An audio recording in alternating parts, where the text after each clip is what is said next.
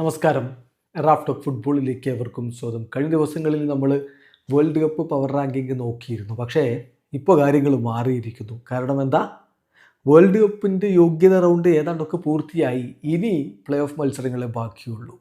48 ടീമുകൾ കളിക്കുന്ന വേൾഡ് കപ്പിന് 42 ടീമുകളും യോഗ്യത ഉറപ്പാക്കി കഴിഞ്ഞു. ഇനി യൂറോപ്പിൽ നിന്ന് ആ 4 ടീമുകൾ പ്ലേ ഓഫിലൂടെ വരും. പിന്നെ ഇൻ്റർകോണ്ടിനൽ പ്ലേ ഓഫിൽ പ്ലേസ് ഉണ്ട്. അപ്പോൾ അങ്ങനെയൊക്കെ വളരെ കുറഞ്ഞ പ്ലേസുകൾ മാത്രമേ ബാക്കിയുള്ളൂ. അപ്പോൾ ഈ ഒരു ഘട്ടത്തിൽ നമ്മളൊന്ന് പരിശോധിക്കുകയാണ് ആർക്കാണ് ഏറ്റവും അധികം കിരീട സാധ്യത. ഏറ്റവും പുതിയ പവർ റാങ്കിങ് ആണ്. സോ 48 ടീമുകൾ ഉണ്ടെങ്കിലും നമ്മൾ ഇതുവരെ ക്വാളിഫൈ ചെയ്തു വന്ന 42 ടീമുകളുടെ ഒരു സാധ്യതയാണ് നോക്കുന്നത്. ഏറ്റവും കുറഞ്ഞ കിരീട സാധ്യത ഈ 48 ടീമുകളിൽ നമ്മൾ കാണുന്നത് ഓഷ്യാനിയയിൽ നിന്ന് അവിടുത്തെ പ്രതിനിധിയായി വന്ന ഏക ടീം ന്യൂസിലാൻഡാണ്. ന്യൂസിലാൻഡ് വലിയ രൂപത്തിൽ മുന്നോട്ട് പോകും എന്ന് നമ്മൾ കരുതുന്നില്ല. അവർ കിരീട സാധ്യത ആരും കാണുന്നുണ്ടാവില്ല. പിന്നെ 41ാം സ്ഥാനത്ത് ഖത്തറാണ്. ഏഷ്യൻ വമ്പന്മാരാണ്, സംഗതി ശരിയാണ്. പക്ഷേ വേൾഡ് കപ്പിൽ അവർ വലിയ ഓളമുണ്ടാക്കുമെന്ന് നമ്മൾ കരുതുന്നില്ല. ദെൻ 40ാം സ്ഥാനത്ത് ജോർദനാണ്. ഇത്തവണ വേൾഡ് കപ്പിന് യോഗ്യത നേടിയവരിൽ ഏഷ്യൻ മണ്ണിൽ നിന്ന് ശ്രദ്ധേയമായൊരു ടീമാണ് ജോർദാൻ. പക്ഷേ ജോർദാനെ സംബന്ധിച്ചിടത്തോളവും വേൾഡ് കപ്പിൽ വലിയ സാധ്യതയുണ്ടെന്ന് നമുക്ക് തോന്നുന്നില്ല. 39ാം സ്ഥാനത്ത് കുറസാവോ, വളരെ ചെറിയ ജനസംഖ്യയുള്ളൊരു രാജ്യം. അവർ കഴിഞ്ഞ 10 വർഷത്തിനുള്ളിൽ അവരുടെ ഫുട്ബോൾ ചരിത്രത്തിൽ ഒരു റേസിംഗ് ഒക്കെ നടത്തിയിട്ടുണ്ടായിരുന്നു. അതായത് കഴിഞ്ഞ 10 വർഷത്തിനിടക്ക് 150ാം സ്ഥാനത്ത് വേൾഡ് റാങ്കിങ്ങിലുണ്ടായിരുന്ന ടീം 82ാം സ്ഥാനത്തേക്ക് ഉയർന്നു വന്നു. പക്ഷേ അവരുടെ ഈ ഒരു വേൾഡ് റാങ്കിങ്ങിലെ കുതിപ്പ് പോലെ തന്നെ എല്ലാവരെയും ഞെട്ടിച്ചുകൊണ്ട് അവരിതാ വേൾഡ് കപ്പിലേക്കും യോഗ്യത നേടിയിരിക്കുകയാണ്. ചെറിയ ഒരു രാജ്യം. എന്തായാലും കുറസാവോ ടു വേൾഡ് കപ്പ്, അത് വലിയ നേട്ടം തന്നെയാണ്. പിന്നെ ഇനിയിപ്പോൾ അവർ കിരീടത്തിലേക്ക് പോകുമെന്നൊന്നും ആരും കരുതുന്നുണ്ടാവില്ല. അവർക്ക് 39ാം സ്ഥാനം കൊടുക്കുമ്പോൾ 38ാം സ്ഥാനത്ത് ഹെയ്റ്റി. നൂറ്റാണ്ടിന് ശേഷമാണ് ഹെയ്റ്റി വേൾഡ് കപ്പിന് യോഗ്യത നേടിയിരിക്കുന്നത്. മുൻ കേരള ബ്ലാസ്റ്റേഴ്സ് താരമൊക്കെയായ ഡെക്കൻ സ്നേഴ്സിനാണ് അവരുടെ ഈ വേൾഡ് കപ്പ് ക്വാളിഫയറിലെ ടോപ്പ് സ്കോറർ. എന്തായാലും നമ്മൾ അവർക്ക് 38ാം സ്ഥാനം കൊടുക്കുന്നു. അല്ലാതെ ഒരുപാട് ദൂരമൊന്നും അവർ മുന്നോട്ട് പോകുന്നത് കരുതില്ല. 37ാം സ്ഥാനത്ത് പനാമയും ഇത്തവണ വേൾഡ് കപ്പിന് യോഗ്യത നേടിയിരിക്കുകയാണ്. ഏതായാലും പനാമയെ സംബന്ധിച്ചിടത്തോളം വലിയ ഒരു മുന്നേറ്റം ആരും പ്രതീക്ഷിക്കുന്നില്ല. 36ാം സ്ഥാനത്ത് ഓസ്ട്രേലിയ കഴിഞ്ഞ തവണ വേൾഡ് കപ്പിൽ മോശമല്ലാത്ത പ്രകടനം നടത്തിയിട്ടുണ്ട്.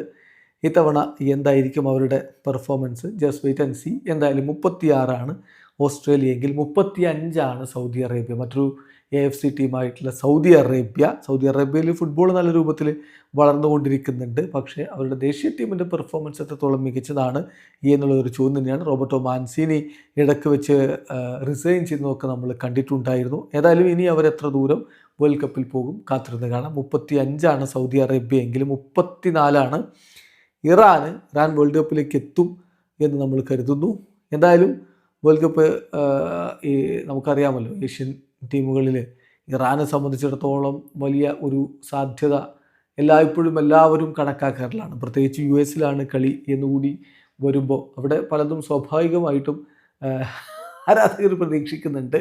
കാരണം ഇത് കളിക്കപ്പുറമുള്ള രാഷ്ട്രീയ മാനങ്ങൾ കൂടി കാണാറുള്ള ഒരു കളിയാണ് എന്ന് പറയാതെ വയ്യ. 33ാം സ്ഥാനത്താണ് കേപ്പ് വെർദയെ സംബന്ധിച്ചിടത്തോളം നമ്മൾ കരുതുന്നത് ഈ പറഞ്ഞ പോലെ കുറസാവോയെ കൊണ്ടൊക്കെ പറഞ്ഞ പോലെ ചെറിയൊരു രാജ്യം, ഒരു ഐലൻഡ് കൺട്രി ഞെട്ടിച്ചുകൊണ്ട് വേൾഡ് കപ്പിന് യോഗ്യത നേടിയിരിക്കുകയാണ്. നമ്മളവർ യോഗ്യത നേടിയ സമയത്ത് തന്നെ വിശദമായിട്ട് അതിനെക്കുറിച്ച് സംസാരിച്ചിട്ടുണ്ടായിരുന്നു. പക്ഷേ ഇത്തവണ ഇപ്പോൾ അവർ ഒരുപാട് വലിയ നേട്ടങ്ങൾ ഉണ്ടാക്കുമെന്ന് കരുതുന്നില്ല. 33ാം സ്ഥാനത്ത് അവർ.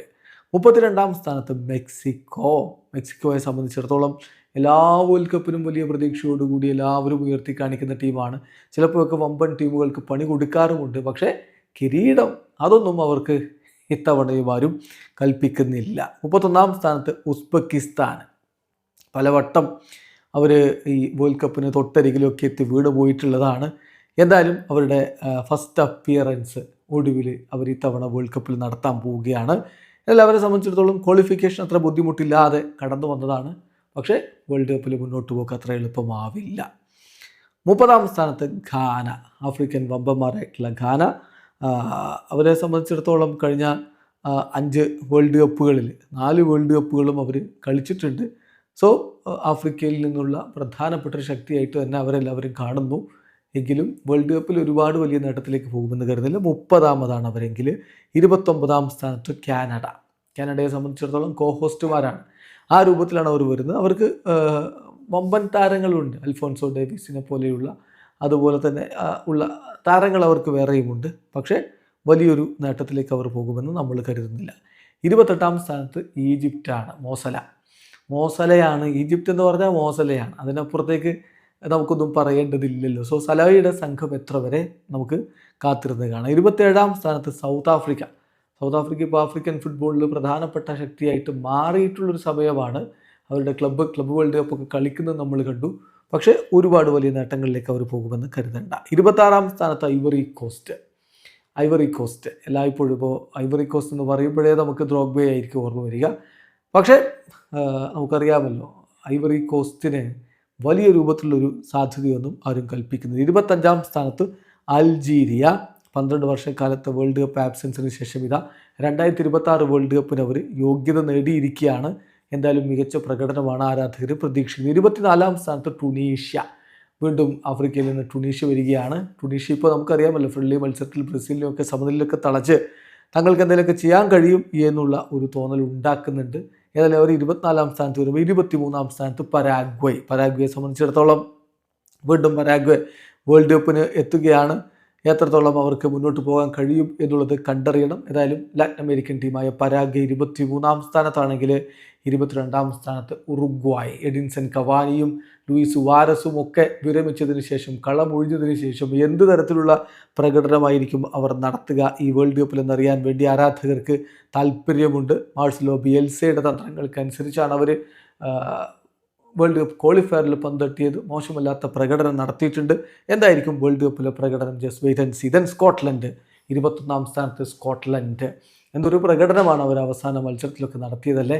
ഏതായാലും സ്കോട്ട്ലൻഡ് 1998 ശേഷം ആദ്യമായിട്ടാണ് വേൾഡ് കപ്പ് യോഗ്യത നേടുന്നത്. അവർ 21ാം സ്ഥാനത്ത് വരുമ്പോൾ 20ാം സ്ഥാനത്താണ് ഓസ്ട്രിയ ഉള്ളത്. ഓസ്ട്രിയയെ സംബന്ധിച്ചിടത്തോളം നമുക്കറിയാം, ഡേവിഡ് അലാബയെ പോലുള്ള താരങ്ങളൊക്കെ അവർക്കുണ്ട്. പക്ഷേ എത്ര ദൂരം മുന്നോട്ട് എന്നുള്ളത് കണ്ടറിയണം. 19ാം സ്ഥാനത്താണ് ഇക്വഡോർ.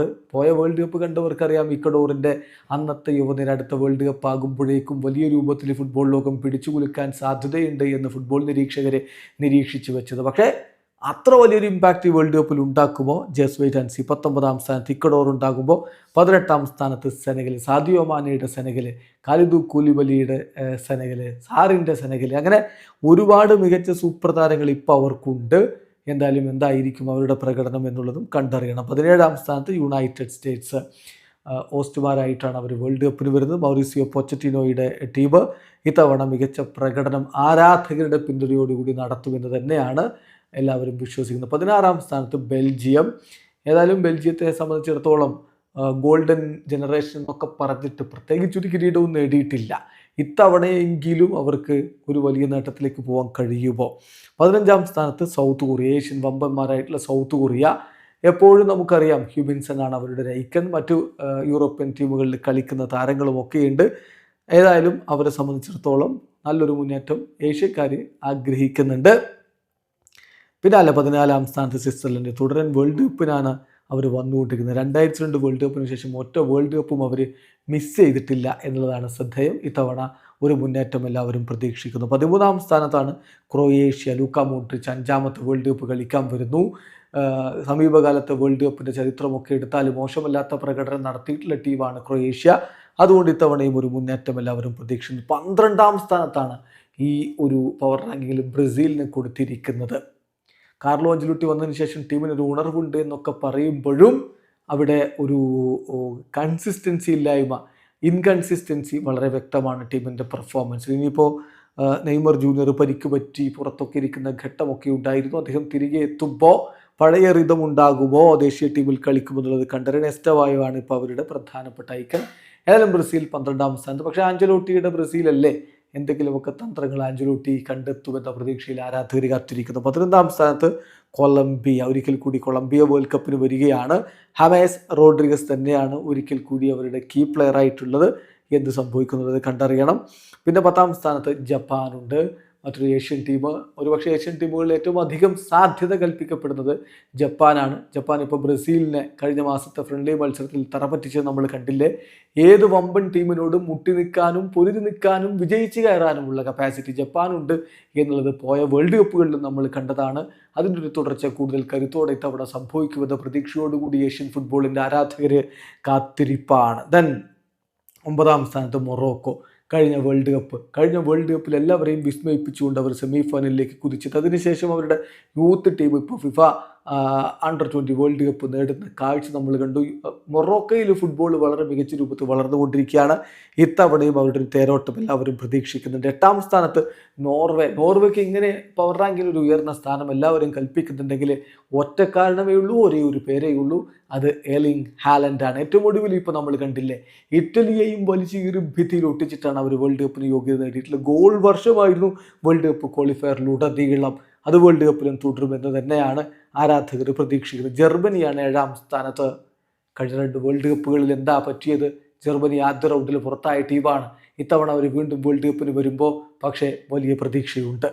6ാം സ്ഥാനത്ത് നെതർലൻഡ്സ്. ഓറഞ്ച് വസന്തം ഇനിയെങ്കിലും പൂക്കുമോ എന്നുള്ളതാണ് അറിയുന്നത്. പലവട്ടം വേൾഡ് കപ്പിൻ്റെ തൊട്ടരികിലെത്തിയിട്ട് കാലിടറി വീണ് പോയ ടീമല്ലേ. ഇത്തവണ സൂപ്പർ താരങ്ങളുണ്ട്. റൊണാൾഡോ കുമാനെ പോലൊരു കോച്ചുണ്ട്. അവരിൽ നിന്ന് മികച്ച പ്രകടനം ആരാധകർ പ്രതീക്ഷിക്കുന്നു. 5ാം സ്ഥാനത്താണ് പോർച്ചുഗൽ. പോർച്ചുഗൽ ക്രിസ്ത്യാനോ റൊണാൾഡോയുടെ അവസാന വേൾഡ് കപ്പിന് ഒരുങ്ങുന്നു. 6ാമത്തെ വേൾഡ് കപ്പാണ് അദ്ദേഹം കളിക്കാൻ എത്തുന്നത്. പോർച്ചുഗലിന് മികച്ചൊരു ടീമുണ്ട്, മികച്ചൊരു കോച്ചുണ്ട്. ഇതെല്ലാം കൃത്യമായിട്ട് യുണൈറ്റഡ് സ്റ്റേറ്റ്സിൽ ക്ലിക്കായാൽ അപ്പറയുന്ന 6-7 മത്സരങ്ങൾ മാത്രമുള്ള വേൾഡ് കപ്പ്, ആ കിരീടം ചാർത്താൻ കഴിഞ്ഞാൽ CR7 ആ ഒരു കരിയർ സാർത്ഥകമാകുമെന്ന കാര്യത്തിൽ തർക്കമേ വേണ്ട. അതിനവർ ശ്രമിക്കും എന്ന് തന്നെയാണ് നമ്മൾ പ്രതീക്ഷിക്കുന്നത്. 4ാം സ്ഥാനത്താണ് ഫ്രാൻസ് വരുന്നത്. ഫ്രഞ്ച് പട കഴിഞ്ഞ തവണ വേൾഡ് കപ്പിൻ്റെ ഫൈനലിൽ ഭാഗ്യനിർഭാഗ്യങ്ങളിൽപ്പെട്ട് പെനാൽറ്റി ഷൂട്ടൗട്ടിൽ തോറ്റ ടീമ. അതിന് മുമ്പത്തെ വേൾഡ് കപ്പിൽ കിരീടവും ചൂടിയ ടീമ. ഈ വേൾഡ് കപ്പിന് വീണ്ടും ദിദിയ ദശാമാണ് ടീമിനെ ഒരുക്കുന്നത്. ദിദിയ ദശാമിൻ്റെ അവസാനത്തെ വേൾഡ് കപ്പ് ടൂർണമെൻ്റാണിത്. അപ്പോൾ അതുകൊണ്ട് തന്നെ കിലിയൻ എംബാപ്പയും സാലിബയും അതുപോലെ ഒലീസയും അതുപോലെ ഒസ്മാൻ ഡംബലയും ഒക്കെ അടങ്ങുന്ന ഒരു കിടിലൻ ടീമുണ്ടല്ലോ അവർക്ക്. ആ ടീം മികച്ച പ്രകടനം തന്നെ നടത്തും, കിരീടത്തിലേക്ക് പോകുമെന്ന് കരുതുന്ന അനവധി പേരുണ്ട്. 4ാം സ്ഥാനത്താണ് ഫ്രാൻസ് എങ്കിൽ 3ാം സ്ഥാനത്ത് സ്പെയിൻ. എല്ലാവരും സ്പെയിനിനെ ഇത്തവണത്തെ വേൾഡ് കപ്പിലെ ഹോട്ട് ഫേവറിറ്റുകളായിട്ടാണ് കണക്കാക്കുന്നത്. അവരുടെ യുവനിര, ഒപ്പം അവരുടെ കോച്ചിൻ്റെ മികവ് എല്ലാം ചേർത്തുകൊണ്ടാണ് അത് പറയുന്നത്. പക്ഷേ എന്ത് സംഭവിക്കും വേൾഡ് കപ്പിൽ എന്നുള്ളത് കണ്ടറിയണം. 2ാം സ്ഥാനത്താണ് നിലവിലെ ചാമ്പ്യന്മാരായ അർജന്റീനയ്ക്ക് ഇടമുള്ളത്. ലിയോ മെസ്സിയുടെ അർജന്റീന കോൺമെബോളിൻ്റെ വേൾഡ് കപ്പ് ക്വാളിഫയറിൽ 1ാം സ്ഥാനവും കൊണ്ടുവരുന്ന അർജന്റീനയെ സംബന്ധിച്ചിടത്തോളം ടീമിൻ്റെ കോറിന് വലിയ മാറ്റമൊന്നും വരുത്താതെ പുതുമുഖ താരങ്ങളെ കൂടി ഉൾപ്പെടുത്തിക്കൊണ്ട് ടീം കൂടുതൽ ശക്തിപ്പെടുത്തിക്കൊണ്ടാണ് ഇപ്പോൾ ലയണൽ സ്കലോനി ടീമിനെ ഒരുക്കുന്നത്.